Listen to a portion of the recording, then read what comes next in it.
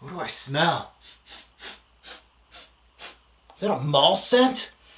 Oh, what? Well, it's Gap. I gotta give Gap a chance. They hit a home run with Gap Grass. 100%. Let's give them a chance with this one. Let's see how they do with the artist. Let's go. Time I spray on my cologne, spray on my cologne, spray on my cologne, spray on my cologne. She be like, what you got on? Hey YouTube fragrance family, welcome to another Robes 08 fragrance review just for you guys. Today I'm going to be reviewing the House of Gap. Now hold on, Gap did release Gap Grass, which is a gem in our fragrance community. Now I'm going into a little bit more of their other scents, and this one's called The Artist. Let's see how The Artist does on my channel. The Artist hit the shelves in 2007. Bottle size, what you see here is what you're going to get, is a 3.4 ounce bottle. Concentration is eau de toilette. Flankers, there is none. However, it is part of a series that Gap released called the Individuels. This also included a fragrance called The Lover, a fragrance called The Original, The Visionary, and also The Natural. Pricing and availability will vary. From my research online, it is approximately $20 to $30 to purchase this fragrance. And from my research, this is a discontinued scent. Now let's take a glance at the note breakdown for The Artist. Now, this is your typical mall scent, guys. 2 to 3 notes tops. It's not going to give you much, and this is exactly where The Artist is coming from here. At the top, we have Violet Leaves. Now, Violet Leaves, one of my favorite notes in the game. It will give out almost a green, watery, mostly a watery aspect to the scent when done well. In the middle, we got Amber. Amber, very complex note. It can be done very, very terribly. And right up to very complex and really unique and great and rough too. Amber Absolute, your case in point right there. And then the base, Musk. Musk, again, very complex note. It can give a lot of different noses, different things. Now, we'll see what The Artist gives us here with these 3 notes. Major notes to my nose, guess what, folks? Amber, Musk, and Violet Leaves. Group, this one's very much an aromatic fragrance. How many sprays and where? I go 1 on the chest, 2 on the neck, 2 on the arms, and I am set. 5 sprays with The Artist really sets the tone. Now, from top to bottom, let's delve into this bad boy. And usually the opening is going to give you a good idea on a mall scent what you're going to be getting. So I'm going to spray. I'm going to double spray. What the? This atomizer sucks. Horrible. Okay, so I sprayed my arm, half of my shirt, and mostly my floor here. So, off the top, well, smells like a fleecy. It smells like you're opening up your dryer. That's okay. So off the top, The Artist from Gap gives you 3 notes that are in the note breakdown. They give all 3 of them. The Artist doesn't render much for development in that regard. Really just gives you exactly what you're looking at in the note breakdown. The Amber is the most prominent note in The Artist, and it gives off a very sweet, off-putting, powdery, ambery note. So the Amber really backbone this scent, really gives the sweetness to the scent. The Violet Leaves are giving the scent, there's a floral, almost like a lavender-like feel to this fragrance. More of a lavender than a violet leaf, to be quite honest. Violet Leaf, I'm looking for green, watery tones that make other scents really great. With Violet Leaf, I'm really not getting much of that. I'm getting more floral, powderiness. Not too much powderiness, but straight out of the dryer kind of smells. Very fresh.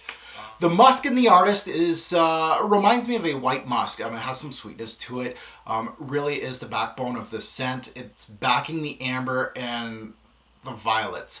It's a sweet, floral, musky scent off the top that really makes the user beg the fragrance to give them more, because what I smell right now is what you're going to be getting for the life of the fragrance. To my nose, it felt cheap right away. Again, rewind the video. What did I say? Yeah, it smells like you're opening up your dryer. That kind of scent is more of a chemical, synthetic-like smell. It just smells like a fleecy for a dryer. So to my nose, I don't want to smell like this. My clothes can smell like this, but I don't want that to be my dominant smell. So that's how it felt. It felt cheap, guys, off the top. Like, being honest, it really felt cheap. Now, in the mid to the base of this fragrance, the artist doesn't change much, and it's a very linear scent, and that gives me that mall scent vibe. What you smell in the first 5 minutes is what you're going to get within 2 to 3 hours. Most of these mall scents don't really last, and you're going to hear that from me with the artist. The violets, after an hour, just die down and let way to the ambery sweetness, kind of vanilla-like, with some musk. That is pretty much it. Very one-dimensional. I can't really see anyone really getting into this one as a frag head per se. There's not much to it. The musky base comes out fivefold to really end this one, and it is basically a one-note choir. That's it at the end of the fragrance. It's just a musky sweetness, and that is the end of the artist. As a frag head, I can't do it, man. I really can't. It reminds me of a lavender sweetness. It's not even a nice feel to the fragrance. So it feels like something that you'd get from Downy. You know, $2 bottle of Downy, douse your clothes in it, and there you're good to go. You got the artist right in front of you, right there. Overall, Gap missed the boat here altogether. Just way too sweet of a synthetic ambery base to think this would stand out in the fragrance world. It's missing depth. It's missing projection and longevity. I'm going to get to that.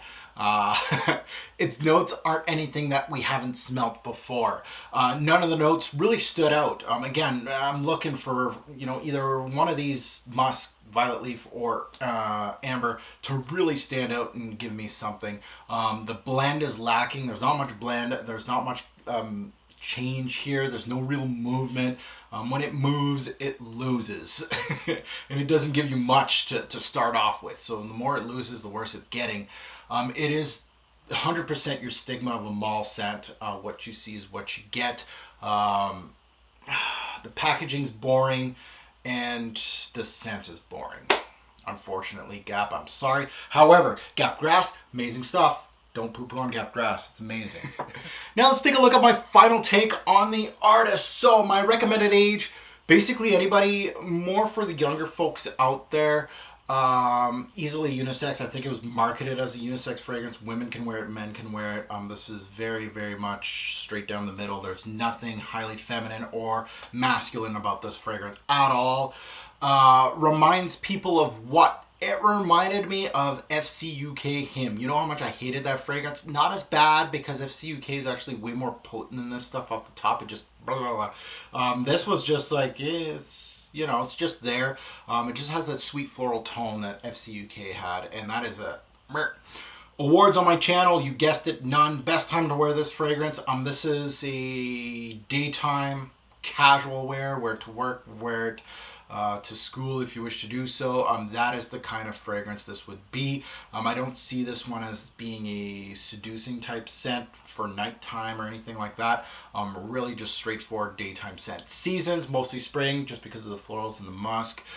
Fall and summer nights can be warm.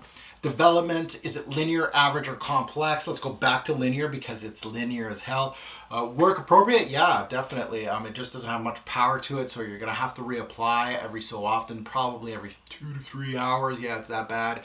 Signature scent worthy. It can be, but I don't recommend it. Why would you hate it? Oh, okay. It's plain. It's linear. It's a mall scent right down to the packaging. It's cheap, it's synthetic, it's no good, I don't like it. X marks the spot. Why would you love it? Well, if you really like simple, musky, ambery scents, this might be for you. Again, it's discontinued, hard to find. I don't know why you'd want to go. This is not something that we're going to miss in the FragCom. We're not going to miss it. Now let's get to the rating system. Let's go split screen rating system. Are you scared, little guy? Do you think you're going to get a 0? I don't know, maybe. Let's see, rating system projection, 2 bottles out of 10. It went from moderate on my skin to a skin scent within an hour. Really poor projection. Very poor. Longevity, boom, let's give it another 2 spot, 2 out of 10.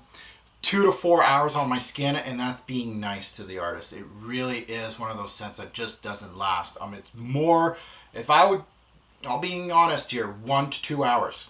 No joke. This thing's dying already on me, and this is like a 10-minute review. This is a quickie. Compliment factor with this one, 2-piece again. Compliment factor, hardly anything.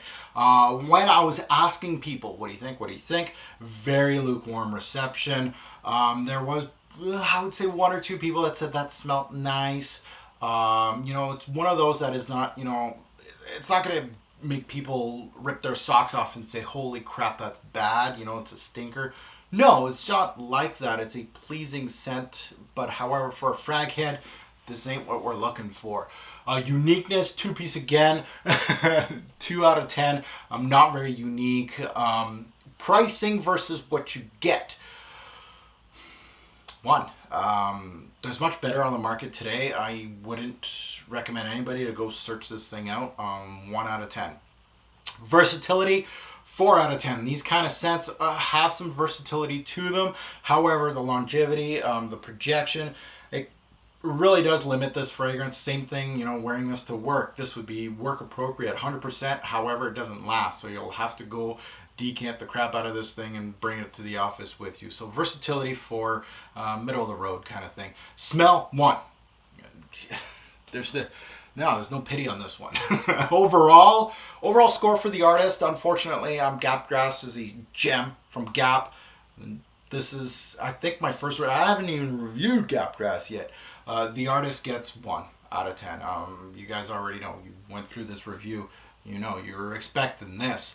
Buy, try, or pass. Pass. This one's done. Cooked.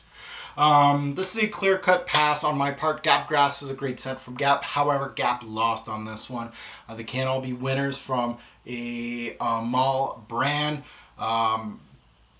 Knocking this thing out of the park is enough to say that Gap is successful in the fragrance game. They have one very, very, very amazing scent right there with Gap Grass. This one was bad in all aspects. Testing this fragrance, it was just no fun. And this is fun to review it because it's gone now. Done. Review's done.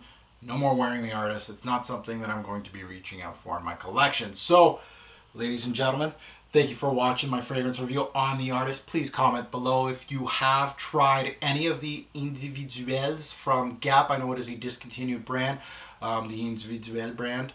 Per se, maybe you've tried the Lover or maybe you've tried the artist. Please comment below. Let us know what you think. Good, bad, ugly, I don't care. If you agree, disagree, how do you like the review?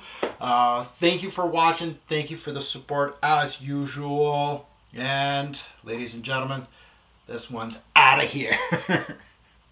Thanks for watching.